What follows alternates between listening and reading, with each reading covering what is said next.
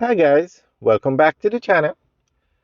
Today we are out on Washington Boulevard, the second busiest road in Jamaica, and we're going to show you the state of the road.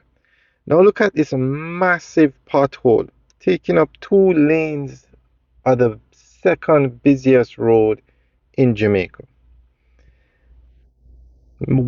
Washington Boulevard takes you out of Kingston onto Mandela Highway.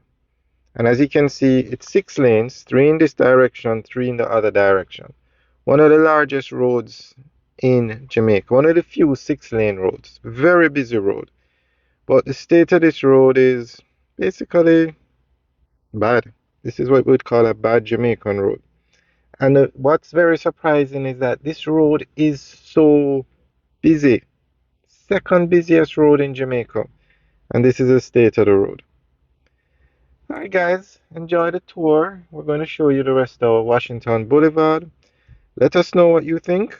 Leave your comments in the section below. And what's very surprising is that Jamaica has so many road programs. Billions of dollars being spent to fix roads. And this road is in this state. Very surprising. Alright guys, have a good day.